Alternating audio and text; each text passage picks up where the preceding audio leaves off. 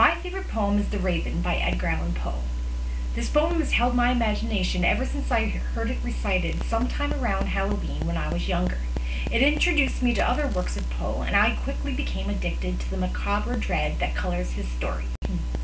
The Raven is a great poem for students to study because it introduces them to one of the first great American short story writers.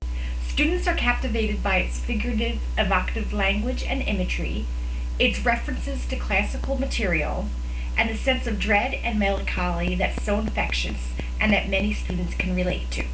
In this poem, Poe uses an inventive, relentless rhyme scheme and uses repetition to echo the sense of grief and ensuing madness that the narrator experiences. For this project, I'll be reciting an abridged version. And finally, I'll be using illustrations by Gustave Doré. The Raven, a poem by Edgar Allan Poe, abridged, read by Laura Maggio. Once upon a midnight dreary, while I pondered weak and weary over many a quaint and curious volume of forgotten lore, while I nodded, nearly napping, suddenly there came a tapping, as if someone gently rapping at my chamber door.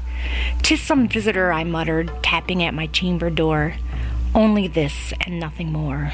Ah, distinctly I remember it was in the bleak December, and each separate dying ember wrought its ghost upon the floor.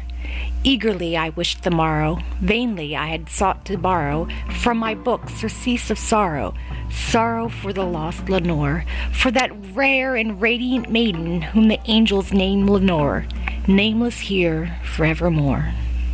And the silken, sad, uncertain rustling of each purple curtain thrilled me, filled me with fantastic terrors never felt before, so that now, to still the beating of my heart, I stood repeating, "'Tis some visitor entreating entrance at my chamber door, some late visitor entreating entrance at my chamber door. That is it, and nothing more." Presently my soul grew stronger, hesitating then no longer. "Sir," said I, "or madam, truly your forgiveness I implore. But the fact is I was napping, and so gently you came rapping, and so faintly you came tapping at my chamber door, that I scarce was sure I heard you." Here I opened wide the door. Darkness there, and nothing more. Deep into the darkness peering, long I stood there wondering, fearing, doubting, dreaming dreams no mortals ever dared to dream before. But the silence was unbroken, and the stillness gave no token, and the only word there spoken was the whispered word, "Lenore?" This I whispered, and an echo murmured back the word, "Lenore." Merely this, and nothing more. Back into the chamber turning, all my soul within me burning, soon again I heard a tapping, something louder than before. "Surely," said I, "surely that is something at my window lattice. Let me see then what thereat is, and this mystery explore. Let my heart be still a moment, and this mystery explore. 'Tis the wind and nothing more." Open here I flung the shutter, when with many a flirt and flutter, in there stepped a stately raven, of the saintly days of yore. Not the least obeisance made he, not a minute stopped or stayed he, but with mien of lord or lady, perched upon my chamber door. Perched upon a bust of Pallas, just above my chamber door. Perched and sat, and nothing more. Then this ebony bird beguiling my sad fancy into smiling, by the grave and stern decorum of the countenance it wore. "Though thy crest be shorn and shaven, thou," I said, "are sure no craven, ghastly, grim, and ancient raven, wandering from the nightly shore. Tell me what the lordly name is on the night's Plutonian shore." Quoth the raven, "Nevermore." Then, methought, the air grew denser, perfumed from an unseen censer, swung by seraphim whose footfalls tinkled on the tufted floor. "Wretch," I cried, "thy God has lent thee, by these angels he has sent thee, respite, respite and nepenthe from thy memories of Lenore. Quaff, oh quaff this kind nepenthe, and forget this lost Lenore."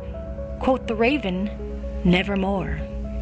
"Prophet," said I, "thing of evil, prophet still, if bird or devil, by that heaven that ascends above us by that God we both adore. Till this soul was sorrow laden, if within the distant Aidenn it shall clasp a sainted maiden, whom the angels name Lenore.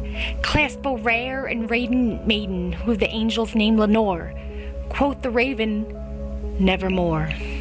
Be that word our sign of parting, bird or fiend, I shrieked upstarting. Get thee back into the tempest and the night's Plutonian shore. Leave no black plume as a token of that lie thy soul has spoken. Leave my loneliness unbroken. Quit that bust above my door. Take thy beak from out my heart and take thy form from off my door. Quoth the raven, nevermore. And the raven, never flitting, still is sitting on that pallid bust of Pallas just above my chamber door. And his eyes have all the seeming of a demon that is dreaming, and the lamplight o'er him streaming throws his shadows on the floor.